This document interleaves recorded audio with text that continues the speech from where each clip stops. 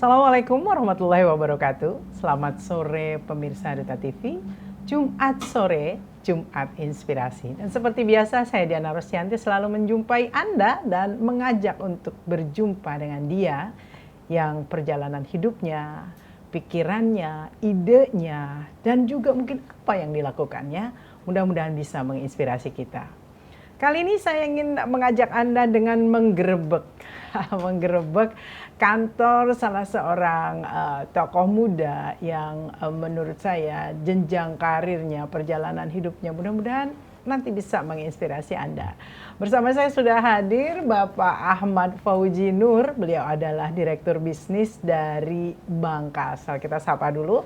Assalamualaikum, selamat sore. Waalaikumsalam, selamat sore Ibu Diana. Pak Fauzi ini digerebek ya kantor. Walaupun ini kantor Pak Fauzi atau? Wah, ini kantor kita bersama. Kantor kita bersama, betul. Beliau adalah menjadi salah satu direksi dan memegang direktur bisnis ya. Yeah. Menarik, masih muda di posisi yang sekarang, tapi kita nanti ulik bagaimana perjalanan hidup seorang Pak Ahmad Fauzi Nur ini. Cuma karena beliau adalah direktur bisnis Bank Kalsel, kita akan bedah dulu Bank Kalsel terkini. Kalau boleh di-share dari kacamata di wilayah Pak Fauzi yaitu bisnisnya. Hasil review 2024 dan memasuki 2025 kondisi Bank Kalsel seperti apa, Pak? Ya alhamdulillah Mbak. Jadi Bank Kalsel di tahun 2024 itu kinerjanya cukup baik. Artinya ada beberapa hal yang memang seperti biasalah. Ada yang tercapai, ada yang tidak tercapai. Tapi so far kita berhasil memberikan yang terbaik untuk para pemegang saham kita. Karena laba kita ternyata di atas 100%. Artinya alhamdulillah ya. Artinya kinerja di Bank Kalsel di tahun 2024 ya bagus lah. Bagus ya kinerjanya. Baik, kalau kita bicara pemegang saham, memang Bank Kalsel selain memang perbankan secara pada umumnya, ini juga ada keunikan karena pemegang sahamnya adalah pemerintah daerah salah satunya. Bagaimana kondisi hubungan antara Bank Kalsel dengan pemerintah daerah dalam hal sinergi dan lain sebagainya itu terkait pembangunan dan lain seperti apa? Iya, ya karena memang seperti yang disampaikan oleh Mbak Diana bahwa Bank Kalsel itu memang pemegang sahamnya adalah pemerintah daerah. Jadi otomatis kami pun harus ikut berperan serta dalam mendukung program pemerintah. Misalnya dalam transaksi non tunai, ya, sebagaimana yang bisa kita saksikan sekarang di era digitalisasi ini yang memang tidak bisa kita hindari lagi. Kemudian kita juga mendukung program pemerintah lainnya seperti di bidang peternakan, pertanian, untuk ketahanan pangan dan lain-lain seperti itu. Kemudian ada juga kita masuk untuk mendorong pertumbuhan ekonomi daerah. Pertumbuhan ekonomi daerah kita masuk melalui UMKM. Dan alhamdulillah porsi kredit UMKM di Kalimantan Selatan, Bank Kalsel menempati urutan kedua. Ya, bersaing dengan bank-bank nasional. Tentunya ada salah satu bank yang memang tidak bisa kita saingi, artinya karena memang mereka captive market mereka memang di UMKM. Jadi ya kita sebagai bank pemerintah ternyata mampu menembus posisi kedua di tahun 2024 itu menurut saya sudah cukup baik karena kita bersaing dengan bank-bank yang ada di Kalimantan Selatan yang ternyata yang wilayah operasional secara nasional seperti itu. Baik. Menjadi menarik bahwa kita bisa mencapai posisi kedua, sementara posisi ini adalah bank daerah begitu ya. Iya. Bocorannya apa yang dilakukan sehingga mampu bersaing dengan perbankan nasional lainnya? Hal yang unik, yang khas, yang atau kinerja apa atau habit atau sesuatu yang dilakukan oleh tim Bank Kalsel apa sehingga bisa tercapai itu? Yang pertama tentunya kita bicara tentang bagaimana reorganisasi mindset teman-teman marketing kita. Dalam hal ini kita tumbuhkan kesadaran ke teman-teman pemasar bahwa Bank Kalsel itu kontribusinya jelas buat daerah. Artinya Anda bekerja itu tidak hanya untuk diri Anda sendiri, tapi tidak hanya untuk Bank Kalsel, tapi juga untuk berkontribusi di daerah, di wilayah masing-masing seperti itu. Jadi saya melihat sepertinya teman-teman memahami itu semua dan terlihat militansinya sangat kuat sekali. Artinya mudah-mudahan di tahun 2025 ini pun kontribusi teman-teman di pemasar itu akan semakin gigih lah. Seperti itu.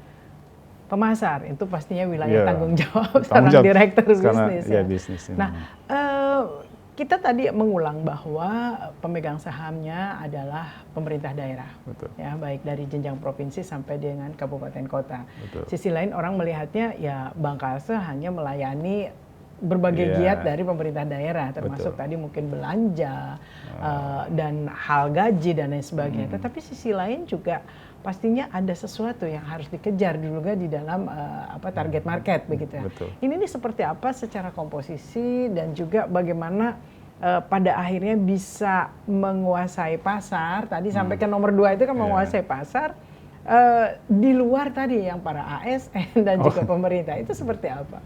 Jadi ya satu hal PR yang terbesar bagi kami adalah ketika mencoba untuk merubah mindset masyarakat, di mana Bank Kalsel itu adalah banknya PNS, gitu. Banknya Pemda, banknya kredit PNS seperti itu. Hingga kita sebenarnya jujur agak kesulitan untuk keluar dari mindset itu. Tapi ya perlahan-lahan kita akan coba. Kita akan coba untuk membuktikan bahwa Bank Kalsel itu tidak hanya berperan dalam melayani pemerintah daerah, tapi juga untuk masyarakat umum secara luas. Itu terlihat dari produk-produk kami yang sekarang yang sudah bervariatif. Bahkan kita sudah memasuki era digitalisasi di mana kita memberikan kemudahan kepada masyarakat untuk bertransaksi keuangan, baik itu hanya sekedar menyimpan dananya di kita, tapi juga untuk kredit itu sudah kita digitalisasi semua. Jadi ini kemudahan yang menurut saya mudah-mudahan bisa merubah citra kita di masyarakat seperti itu. Nah, memang perlu proses, tapi saya yakin dan optimis pasti bisa lah. Baik, digitalisasi jadi sangat menarik adalah kalau personal sekarang ini kayaknya dengan ada smartphone di tangan itu ya sampai ke level masyarakat bahkan yang jauh pun mereka kayaknya sudah aware soal digital. Tetapi kita bicara belanja pemerintah yang memang kaitannya adalah mungkin dananya disimpan atau dananya dicairkan dari Bank Kalsel. Itu apakah juga sudah masuk ke digitalisasi untuk belanja pemerintah atau juga tetap harus pakai cash dan lain sebagainya? Oh, iya betul. Jadi tidak hanya ke masyarakat tapi juga tentunya captured market sesungguhnya Bank Kalsel adalah pemerintah daerah.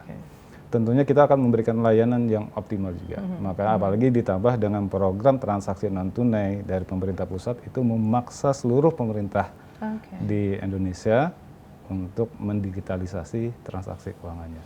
Dan ini disambut baik oleh Bank Kalsel karena memang Bank Kalsel itu juga berupaya untuk merubah image-nya, Pak. Berupaya untuk merubah image-nya, makanya kita menyediakan space untuk digitalisasi. Mungkin kalau boleh bicara merek, kan Bank Mandiri dengan Livin-nya, kemudian Bank BNI dengan Wonder-nya, kemudian BSI dengan apa? Beyond, ya gitu kan. Ya, Bank Kalsel dengan Axel. Itu adalah proses peningkatan digitalisasinya. Penyerapan masyarakat terhadap itu bagus? Ya, alhamdulillah bagus, Pak. Jadi kita contoh aja, mungkin ya contoh sederhana dari ASN lah.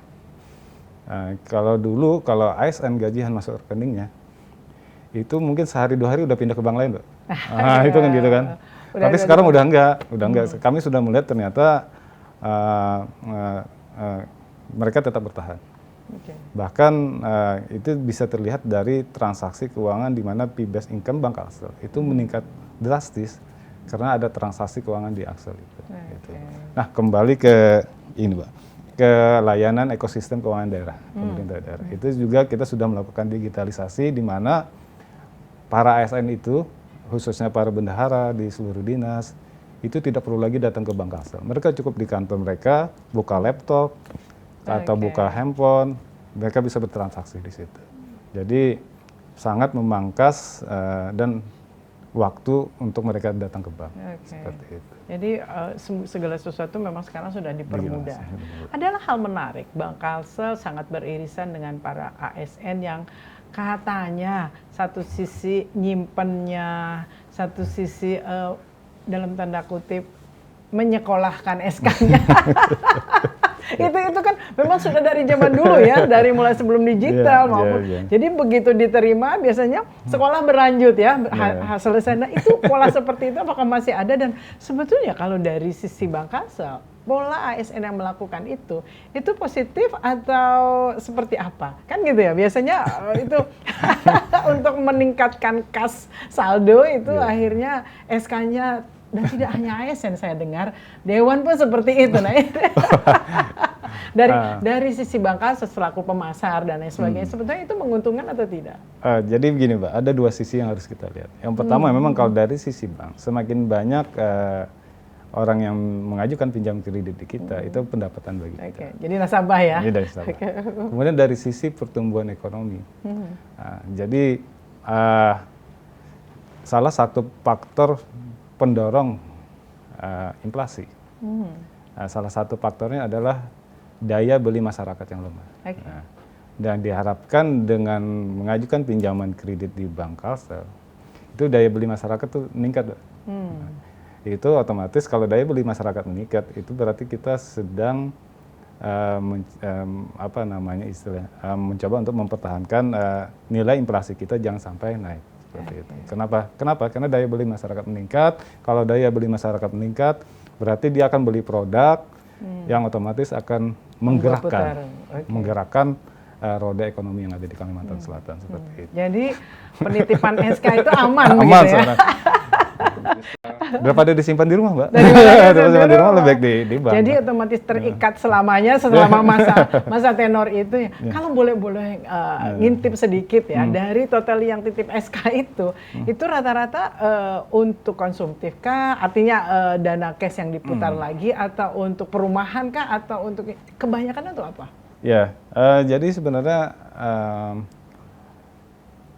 saya melihat lebih banyak untuk kebutuhan bukan primer sih, tapi sekunder. Dalam sekunder. Sekundernya dalam hal ini tadi sempat disinggung tentang pembelian rumah, tentang pembelian alat transportasi yang dimana menunjang kebutuhan mereka dalam berkegiatan sehari-hari seperti itu. Dan itu sah-sah saja, makanya kalau lihat ASN kok bisa sampai punya rumah, ternyata dibantu oleh Bank Kalsel. Jadi jangan curigation dulu gitu. Kita masih akan ngobrol bagaimana di luar ASN itu juga bisa mendapatkan kondisi seperti itu. Dan yang menarik adalah perjalanan dari seorang Pak atau Mas kali ya, gitu, Mas Ahmad Fauzi Nur ini berjenjang selaku karyawan organik sampai di posisi sebagai seorang direksi. Kita kembali sesaat lagi.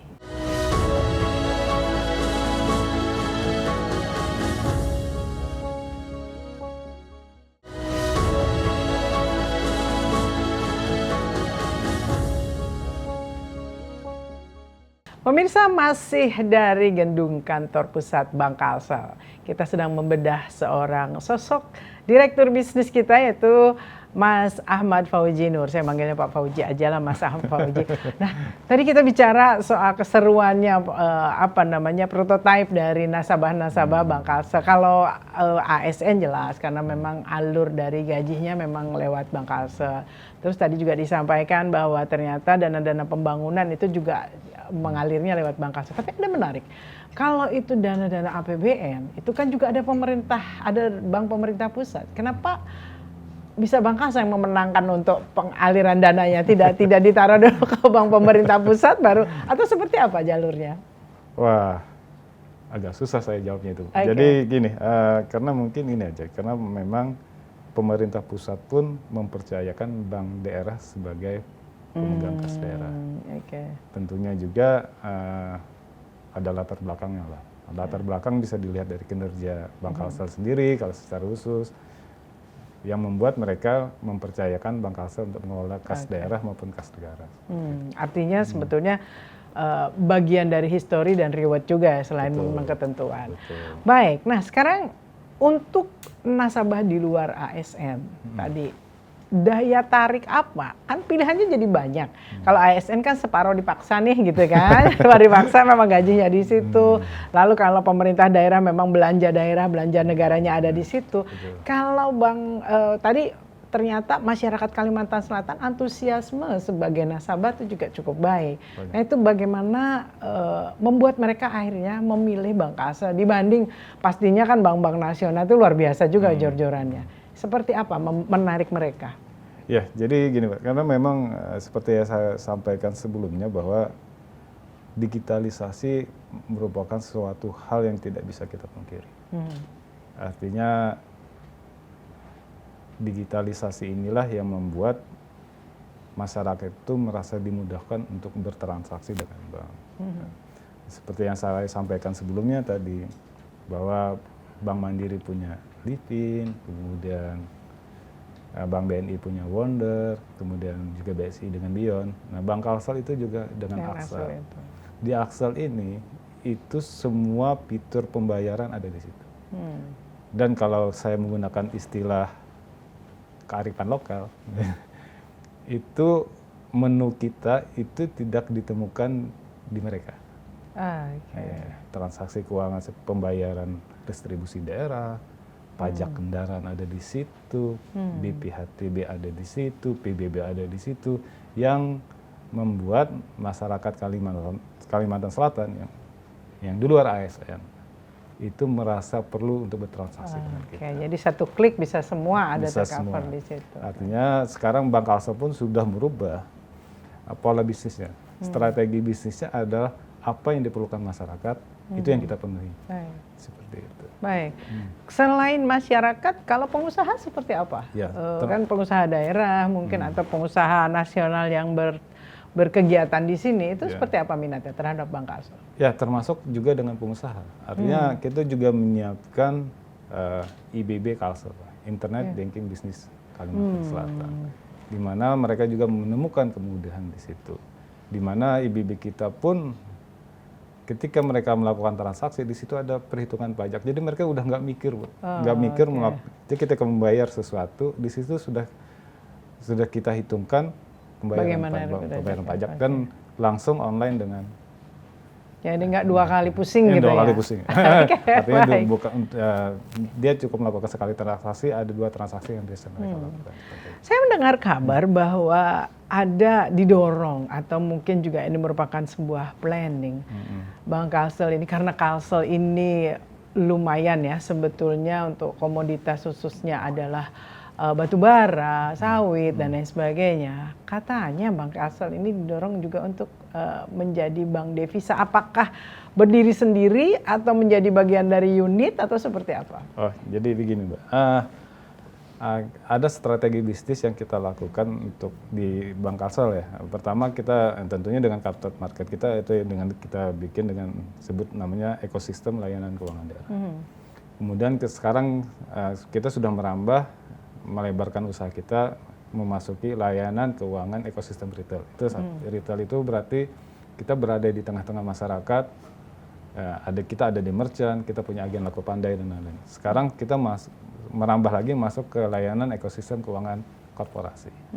Nah, seperti yang Mbak Diana sampaikan tadi bahwa sektor utama usaha di Kalimantan Selatan ini ada 2. Yaitu batu bara sama kelapa sawit, yang otomatis mereka kalau bicara bisnisnya tentunya bicara tentang ekspor. Dan saat ini Bank Kalsel belum mampu masuk ke sana. Salah satu caranya adalah merubah Bank Kalsel dari bank umum menjadi bank devisa. Saat ini sedang dalam proses. Mudah-mudahan kita bisa submit di perizinan di April 2025 ini dan izinnya keluar di semester kedua, kita bisa launching. Oke, artinya functionnya itu yang ditambah berarti ya? Iya, baik. Sebelum kita ke yang lain-lain, adalah bicara soal syariah. Ini kan menjadi bagian dari yang dijual juga kan? Syariah, Kalsel itu religi. masyarakatnya dominan adalah Muslim. Tetapi Bank Kalsel adalah bank kebanggaan daerah. Tetapi syariahnya baru unit, bukan berdiri sendiri. Ini kenapa dan bagaimana ini rencananya? Jadi memang rencana ke depan Bank Kalsel adalah kita akan lakukan spin-off. Nah, tentu proses spin-off ini tidak mudah. Tidak mudah, kenapa kita harus memenuhi modal inti, kemudian ada nilai aset yang harus terpenuhi sesuai dengan peraturan, di mana kita akan mengarahkan nanti ke sana. Tapi insya Allah saya optimis, karena masyarakat Kalimantan Selatan itu terkenal agamis dan religius, tentunya kita akan membuka layanan itu juga. Nah, artinya kalau sudah berdiri sendiri, produknya akan semakin bervariatif seperti itu, dan target kami sih mungkin di tahun 2026 ini udah bisa spin off. Tapi tentunya dengan dukungan pemerintah daerah. Gitu. Ujungnya adalah pemegang sahamnya seperti apa? Ya, seperti apa? Maunya kemana sih? Gitu. Baik. Jadi menarik karena memang bicara syariah ada juga kelompok tertentu yang tidak menginginkan, masih bercampur katanya begitu ya. Jadi supaya uangnya jangan sampai dari Bank Kalsel lalu dipindah lagi begitu ya ke yang khusus syariah. Baik, kita sedikit flashback. Posisi ini sudah sejak pelantikan menjadi direktur bisnis sudah berapa bulan ya? September. September ya, berarti 45 bulan. Bagaimana? Anda kan termasuk, kalau kami melihat dari luar gitu kan, ini di jajaran direksi ini termasuk yang muda begitu kan di posisi sekarang. Dan kalau kita flashback ke belakang juga ya termasuk masih yang muda juga gitu. Nah, Anda memaknainya proses ini itu seperti apa? Wah, dalam juga ya pertanyaan. Begitu loh. Atau pertanyaannya dibalik deh gini. Kok saya gitu? Kalau pertanyaan kok saya. Kira-kira walaupun mungkin pasti pemegang saham termasuk juga mungkin direktur utama itu ada pertimbangan-pertimbangan tertentu. Nah, kok sayanya itu kalau boleh dijawab kenapa gitu loh kan? Mungkin apa ya? Saya bingung juga. Artinya gini aja. Saya kan merintis karir mulai dari nol ya, dari Bank Kalsel, mulai dari organik di sini ya, dari tenaga honor kontrak, kemudian diangkat jadi calon pegawai dan pegawai. Itu tahun berapa pertama masuk? 2000-an. 2000-an, oke. Mungkin Mbak masih ingat lah waktu itu. Kita pernah satu institusi kan? Oke. Ya. Nah, jadi saya mulai karir dari situ. Yang saya lakukan hanya melaksanakan tugas dengan baik. Apapun yang diperintahkan oleh atasan dan itu merupakan job description saya lakukan. Nah, tentunya tidak hanya sekedar melaksanakan perintah, selalu ada plusnya yang saya harus lakukan. Artinya ketika saya diperintahkan misalnya melaksanakan tugas pencapaian target misalnya 100 juta, maka di situ ada angka 101 juta yang harus saya capai. Seperti itu. Artinya saya memberikan nilai ya hal-hal yang lebih kepada manajemen. Bahkan ketika dalam perjalanan karir pun saya tidak melulu naik, saya juga pernah diturunkan, saya pernah juga mendapatkan surat peringatan dan lain-lain sebagainya. Artinya, tapi dengan loyalitas dan integritas yang tinggi, saya coba membuktikan bahwa saya masih pantas menjadi pegawai Bank Kalsel. Nah, dalam perjalanannya pun seperti itu. Sampai dengan di titik sekarang pun saya hanya bisa bicara saya melaksanakan tugas saya sebagai direktur bisnis Bank Kalsel dan akan memberikan nilai lebih lah, seperti itu aja. Menjadi satu poin adalah menarik bahwa roller coaster kehidupan perjalanan karir itu yang dialami oleh Mas Fauji ternyata enggak yang wing begitu kan, ada naik turun dan lain sebagainya.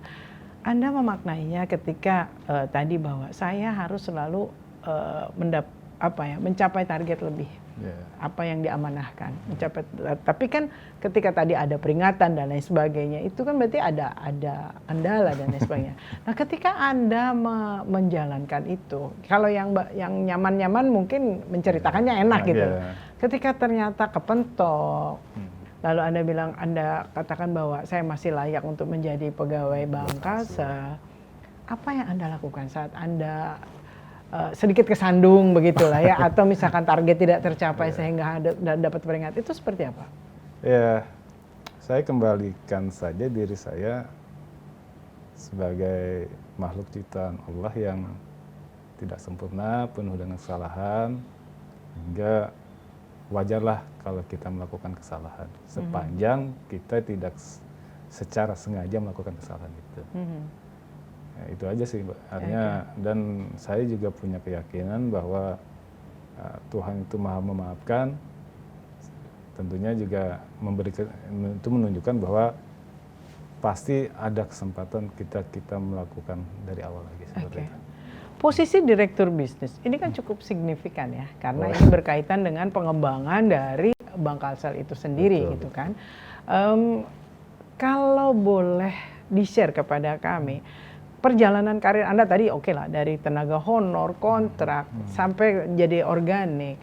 Bidang-bidang apa saja yang dalam perjalanan karirnya tuh pernah Anda masuki? Artinya berjalannya dari bidang apa saja sehingga ketika sekarang diminta untuk menjadi di posisi bisnis, itu Anda sudah hatam lah begitulah. Itu seperti apa? Ya, itu Mbak jawabannya, karena saya selama karir saya memang di bisnis.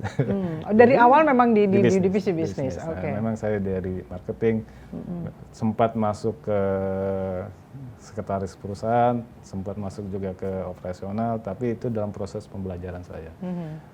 Kemudian akhirnya saya kembali lagi Pak ke bisnis, sampai dengan sekarang. Baik, sempat menjadi kepala cabang begitu ya? Iya, kepala cabang kan juga di bisnis kan. Di bisnis juga, karena kan pengembangan unit lokal ya. Iya, betul. Kita masih akan ulik lagi, gitu kan? Ulik lagi sosok seorang Ahmad Fauzi Nur. Apa sih yang menarik dalam pandangan para pemegang saham dan juga direktur utama pastinya yang merekomendasikan sehingga sosok muda ini bisa menempati posisinya? Kita akan kembali masih dengan Mas Ahmad Fauzi Nur.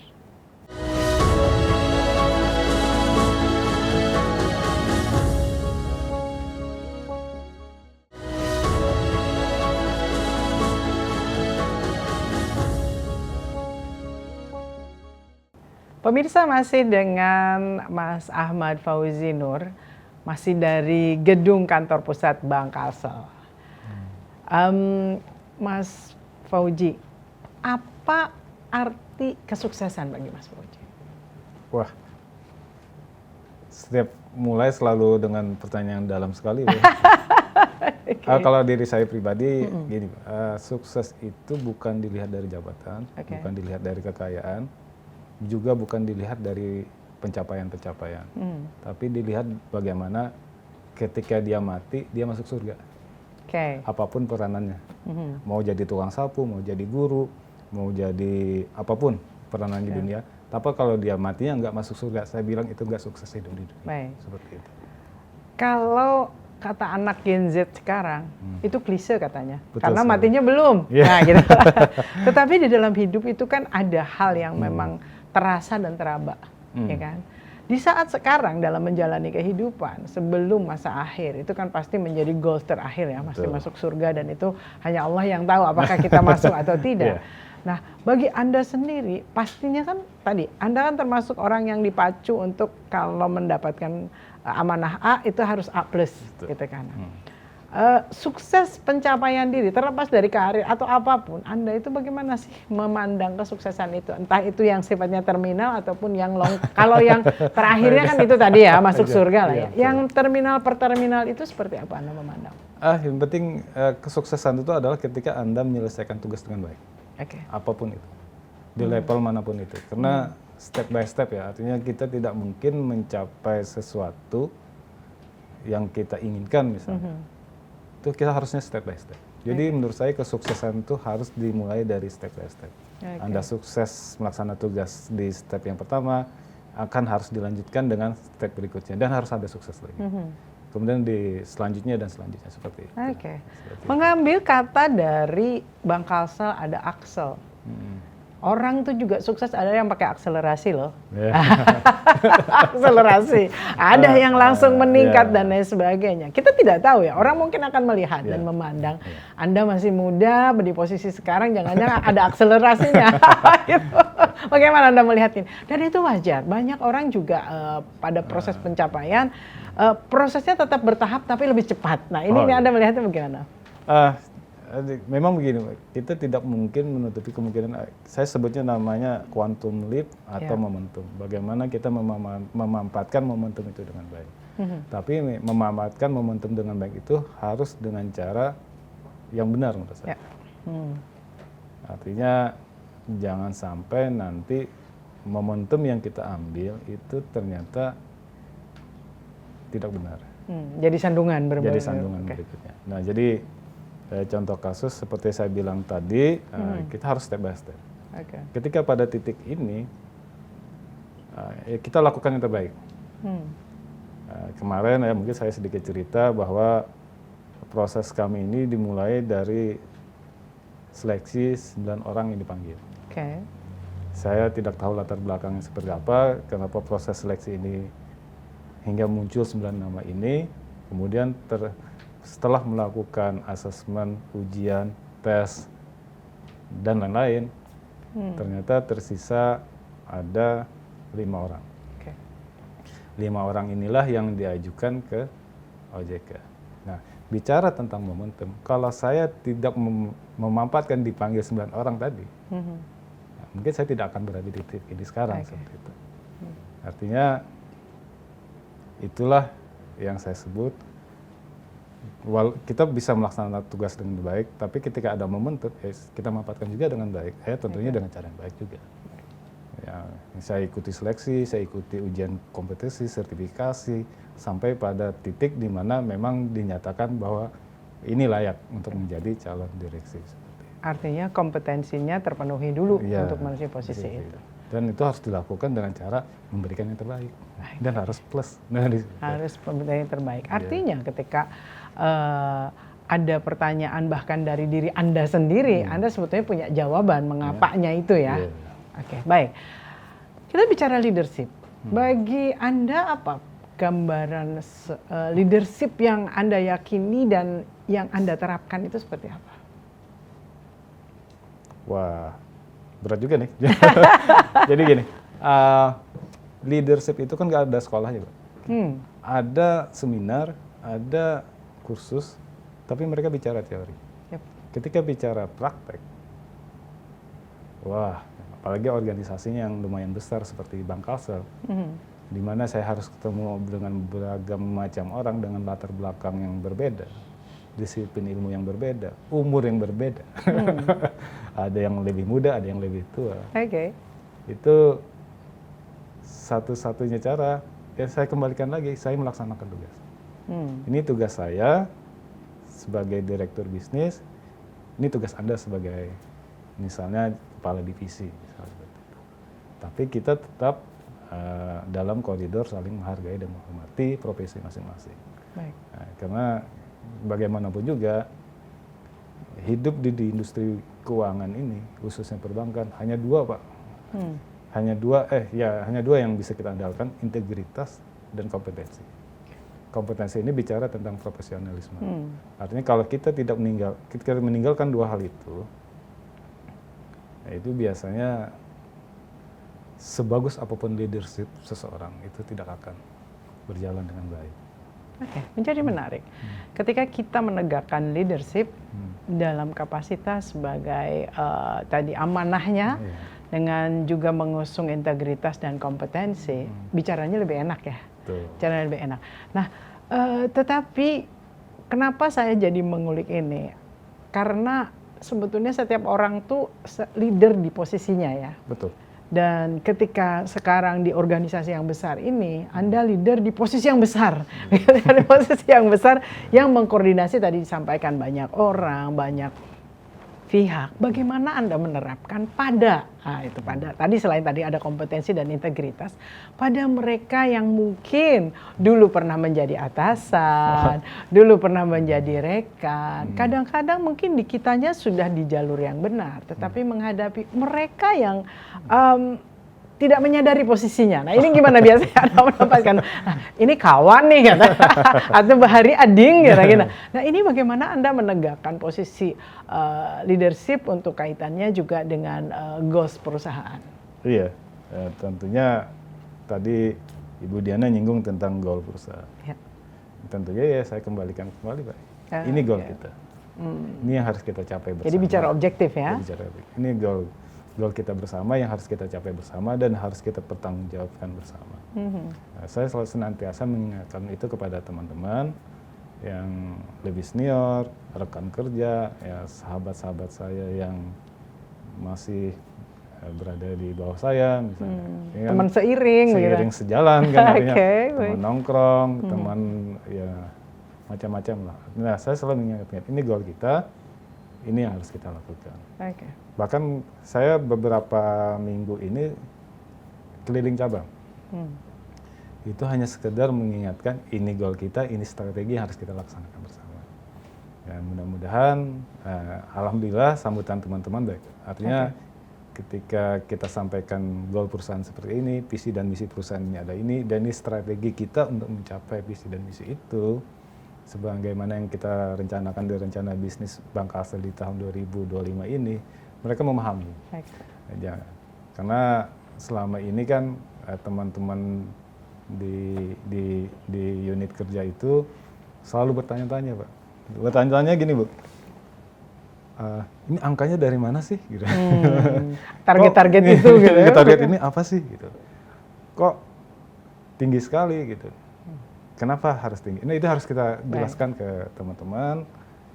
Dan alhamdulillah mereka memahami itu.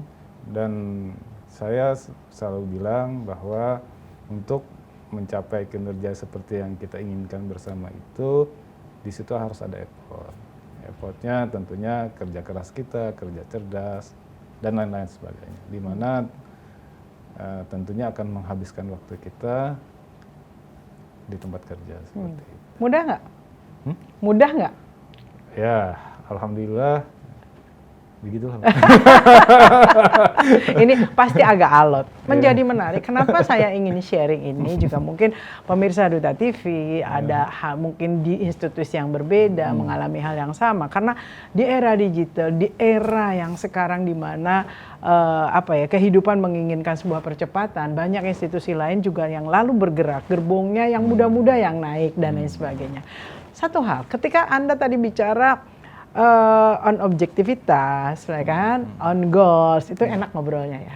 Tapi pasti ada pendekatan humanis yang harus dilakukan.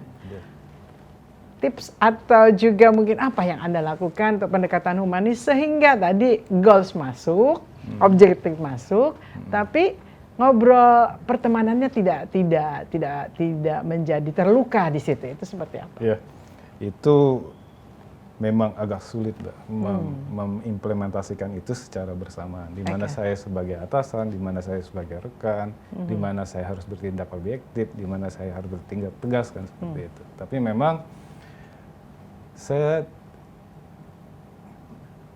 herannya bisa aja ketemu caranya seperti apa. Ya, karena memang treatment atau perlakuan terhadap individu itu pasti berbeda. Ya, ada yang suka pendekatannya atasan bawahan, ada yang suka pendekatannya antar teman, ada yang pendekatannya kita berkonsultasi dengan yang lebih senior, seperti itu. Itu ya itulah yang saya lakukan. Ya mudah-mudahan dapat dukungan lah dari teman-teman seberata. Kearifan yang diambil tadi dalam bersikap, mungkin kalau yang general kan enak ya ngobrol, plak bicara goals, tetapi kan pendekatan personal lalu dilakukan seperti itu. Melelahkan atau menyenangkan? So far menyenangkan sih. Menyenangkan ya, Saya menikmati itu semua. Menikmati karena ini bagian dari tanggung jawab saya. Dan kalau boleh dikatakan, saya sangat enjoy. Walaupun ya teman-teman itu datang minta solusi karena ada masalah.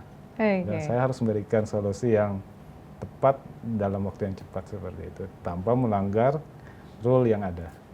Nah ini kan perlu seni tersendiri juga kan pada akhirnya seperti itu. Namun tapi ya alhamdulillah tadi ada juga kejadian teman-teman ada masalah datang, ya udah bukan mereka yang menghadap, saya yang datangin mereka.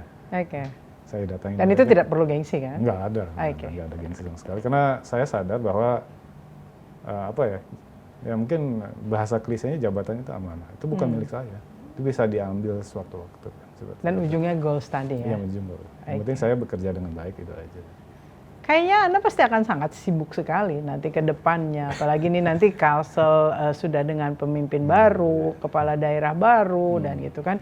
Targetnya tidak hanya melulu di kantor pusat, kabupaten kota juga menjadi tanggung jawab Anda. Pasti akan sangat sibuk. Bagaimana dengan basket dan olahraga lainnya? Apa kabar? Masih sempat atau sudah ganti dengan golf? Wah. Masih sempat, tapi tahan dulu. Kita masih akan ulik ya. Karena yang satu ini terkenal sebetulnya ya hobi olahraga gitu lah. Apakah masih punya waktu? Kita kembali sesaat lagi.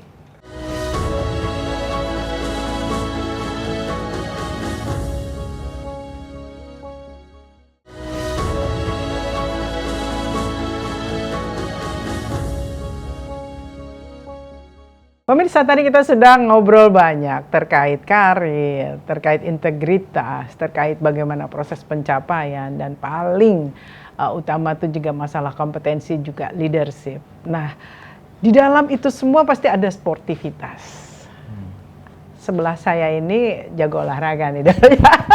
Tadi ditanya nih soal basket, soal olahraga, masih punya waktu? Alhamdulillah, waktu kerja saya lumayan padat. Jadi cukup slam dunk-nya ngelihat melihat di YouTube. Di YouTube aja. Oke. Tapi memang saya masih sempatkan untuk olahraga pastilah. Walaupun memang tidak serutinitas sebelumnya. Baik. Bagaimanapun juga bagian dari manajemen stres kita di tengah tekanan kinerja adalah olahraga. Kalau kita merunut perjalanan panjang tadi ya, tidak hanya bicara soal karir, tetapi juga perjalanan kehidupan, sosok seorang Fauji sekarang, menurut Anda itu titik balik atau pernah ketemu breakthrough-nya itu pada kondisi apa? Sehingga akhirnya mampu melenting seperti sekarang tadi dengan perjalanan bahwa ada integritas, ada hal yang dilakukan. Kan nggak mungkin kalau tadi dikatakan sampai dipanggil yang 9 itu kan bukan ujung-ujung dalam tanda kutip ya. Pasti ada perjalanan panjang yang ditorehkan. Kalau boleh cerita sedikit flashback, titik baliknya untuk akhirnya menjadi sosok seperti sekarang itu apa? Masalah kayaknya. Masalah ya. Jadi gini. Saya ada teori, pernah dengar teori tentang teori pegas. Teori pegas itu kalau semakin ditekan dia akan semakin melenting. Oke. Artinya kalau manusia itu semakin tinggi masalahnya, sebenarnya potensi dirinya semakin tinggi untuk keluar dari masalah itu. Nah, saya hidup dari itu, dari masalah ke masalah ke masalah. Tapi masalah yang memang tetap dalam koridornya. Artinya masalah pekerjaan, masalah rumah tangga, masalah pertemanan, masalah di luar pertemanan juga seperti itu. Itu yang membuat saya sampai pada titik ya menjadi pribadi yang solutifnya ada gitu. Masalah, bagaimana Anda mengendapkan masalah sehingga justru menjadi sebuah pegas yang melentingkan Anda? Saya punya Tuhan, Mbak. Saya punya Tuhan. Caranya? Ya, saya sering curhat dengan Tuhan. Jadi makanya ini cukup menarik juga saya sampaikan kepada teman-teman kenapa saya tiap jam 9 malam itu tidak bisa lagi menahan kantuk. Rada aneh memang. Tapi saya aktifnya setelah jam 3 malam. Nah, jadi startnya dari jam 3? Jam 3 malam. Nah, dari situ saya mulai dengan curhat terdalam yang paling membekas di antara perjalanan ini seperti apa dan kondisi apa? Ya lupa sama Tuhan. Sempat pada posisi itu? Sempat pada posisi itu. Lupa dengan Tuhan bahwa karir, jabatan itu yang dikejar. Sampai pada titik di mana ya contoh sederhananya gini. Ketika kita SD, kita pasti pengen SMP. Ketika sudah SMP, gini aja ya SMP itu ya, pengen SMA. Ketika sampai pada SMA, oh gini aja rasanya SMA. Terus begitu ya? Terus begitu. Pada akhirnya ada kalimat mungkin salah satu ulama di kita menyatakan, kamu tambah rasa syukur kamu dong gitu. kamu perhatikan hal-hal kecil yang ada di sekitar kamu. Kalau tidak, kamu akan kelelahan untuk mengejar itu. Dan itu juga menyebabkan kenapa saya tadi ditanya padat ya, tapi saya menikmati. Karena di situ ada nuansa di mana saya merasakan saya bermakna bagi orang lain. Saya merasa ada nuansa di mana saya memberikan manfaat bagi orang lain. Ini yang saya kejar sekarang. Artinya saya berupaya untuk menjadi orang yang bermanfaat. Jadi makanya ketika bicara tentang jabatan, saya bilang itu ya bukan milik saya. Itu hanya amanah. Itu hanya sebuah titik di mana tanggung jawab saya semakin besar. Tapi pada titik di mana tanggung jawab kita semakin besar dan kita tidak memberikan manfaat bagi orang lain, itu akan menjadi sia-sia. Akhirnya ya udah. Saya merubahnya maknanya seperti itu. Artinya hidup saya harus bermakna dan bermanfaat bagi orang lain. Dimanapun posisi saya sekarang. Termasuk ketika saya menjawab, kalau Anda tidak mati masuk surga, berarti Anda tidak sukses di dunia. Mawas diri, jadi kesimpulannya adalah mawas diri. Bagaimana peran keluarga, istri, anak, orang tua dalam kehidupan Anda? Istri saya support, karena memang latar belakangnya juga perbankan. Kalau dari orang tua saya, ayah perbankan. Walaupun akhirnya coba terjun juga ke politisi kan. Kemudian ibu saya juga orang korporat. Artinya mereka memahami betul cara kerja korporat seperti apa. Mereka memahami betul bahwa kerja di korporasi itu memakan waktu yang harus lebih. Tapi tentunya saya harus menyikapi dengan bahwa saya pulang ke rumah itu tidak dengan tenaga sisa. Seperti itu. Ya alhamdulillah dukungan. Baik, kalau kita bicara, kita ini kan kadang-kadang ada role model, ya kan, yang menjadi paling tidak terlihat kata-katanya terngiang dan itu kadang-kadang mungkin bisa menjadi pagar kita. Siapa yang jadi role model? Ayah saya sebenarnya. Ayah saya itu jadi bukan sebagai figur ayah yang sempurna dan teladan, tapi dari situ saya melihat bahwa bahwa manusia tidak sempurna. Dua, manusia itu harus bertanggung jawab terhadap apa yang dia lakukan. Contoh kasus, orang tua saya bukan orang yang teladan, ayah saya bukan orang yang termasuk bisa diteladani, bukan dalam arti yang memang ayah yang sempurna, tidak. Ayah yang sempurna tapi tidak seperti gambaran di film-film lah seperti itu kan. Nah, tapi beliau itu mengajarkan kalau kamu ada masalah jangan pernah lari, hadapi seburuk apapun kesalahan yang kamu lakukan. Nah, itu yang saya lakukan sampai sekarang. Artinya gentleman. Itu yang saya lakukan. Itu juga menunjukkan integritas. Itu juga menunjukkan bahwa manusia itu harus mempertanggungjawabkan semua apa yang dia lakukan, seperti itu. Anda punya anak. Alhamdulillah. Apa yang ingin Anda, ini kan udah panjang nih perjalanannya, pastinya di dalam menegakkan integritas dengan segala macam dinamikanya, pernah down, pernah lupa, pernah naik lagi, pernah bangkit dan lain sebagainya. Apa yang Anda ingin berikan?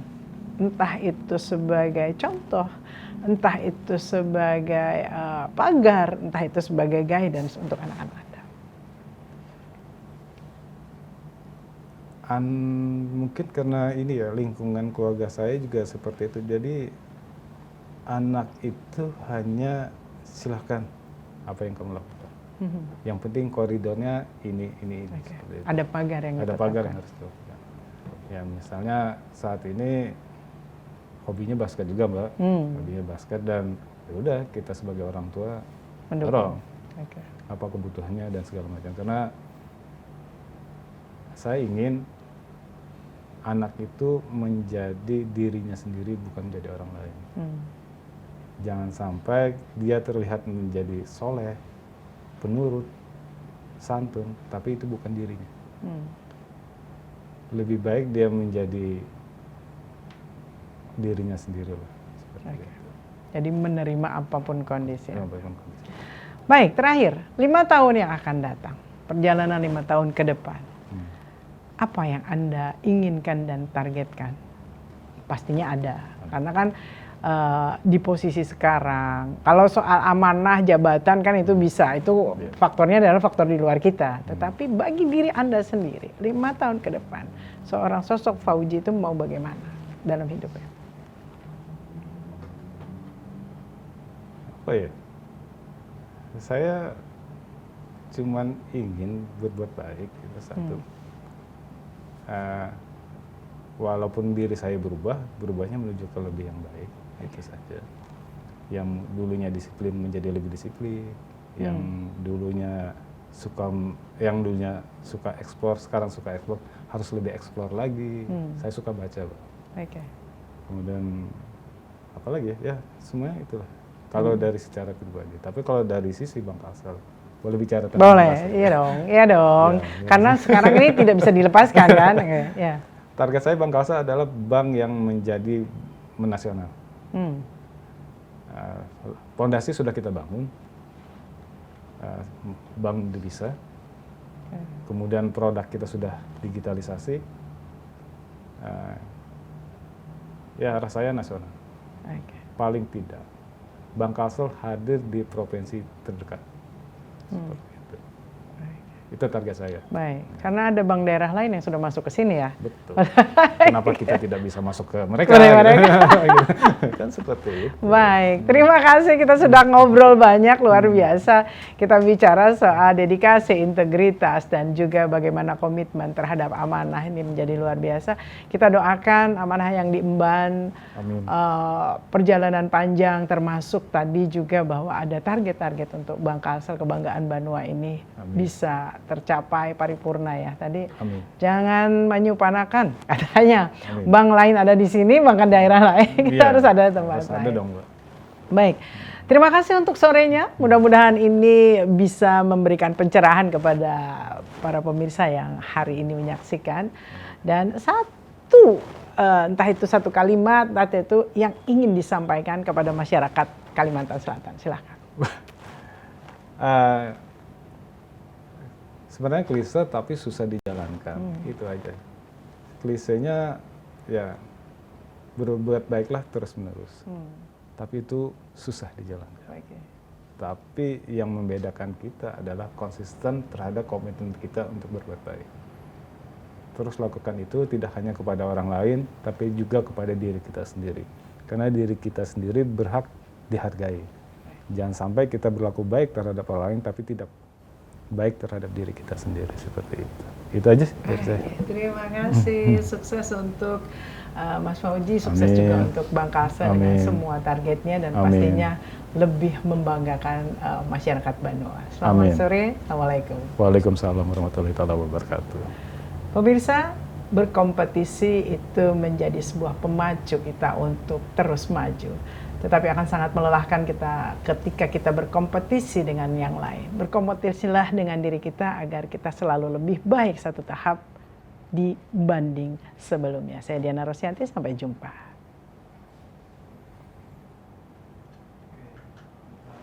Saya minum ceritanya. Oke, aman? Oke, sip.